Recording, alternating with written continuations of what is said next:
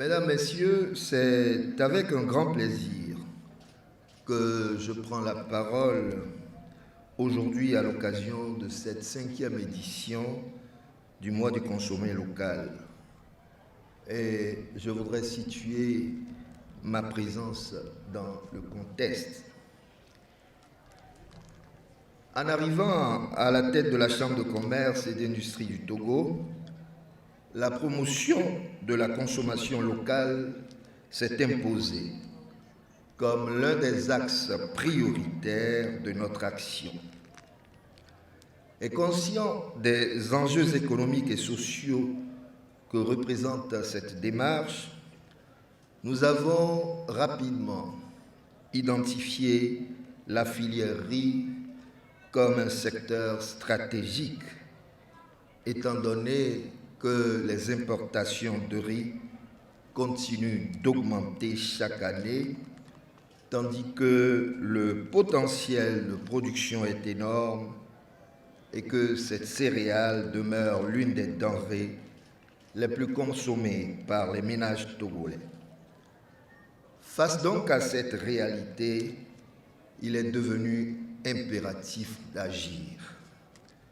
C'est dans cette optique que nous avons mis sur pied, dans le cadre de cette journée, le projet d'appui à la valorisation du riz togolais, entendé PAVRIT.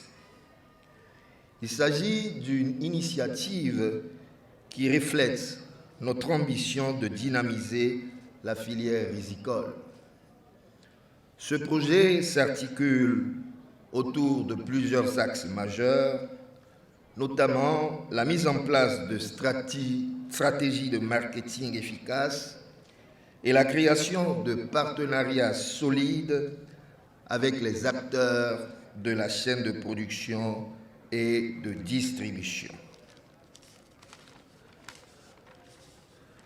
En augmentant la visibilité du riz togolais, nous cherchons à répondre à un double objectif.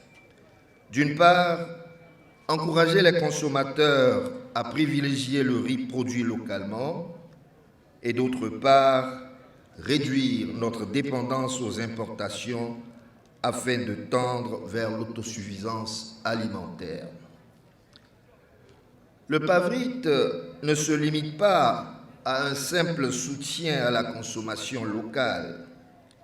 Il vise également à transformer en profondeur les pratiques industrielles à travers des campagnes de sensibilisation et l'introduction de technologies plus efficaces en vue de disposer d'un riz compétitif sur le marché. Ce projet illustre parfaitement notre vision d'un développement durable du secteur agricole togolais, avec pour finalité de faire du riz local un produit de qualité prisé sur le marché national et compétitif à l'échelle régionale. Durant ces jours, vous verrez un véhicule brandé circulera dans les grandes artères de la ville, attirant l'attention des passants par des animations. La vente de sacs de riz à des prix promotionnels et des échanges interactifs avec les consommateurs. Nous souhaitons ainsi les informer sur la qualité, les bienfaits nutritionnels et les avantages économiques du riz togolais.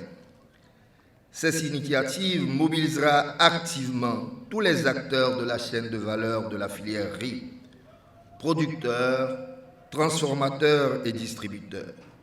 Ensemble, ils partageront leurs expertises et renforceront la notoriété du riz local. En collaborant, nous espérons créer un véritable engouement autour de ce produit tout en renforçant la visibilité du mois du consommé local.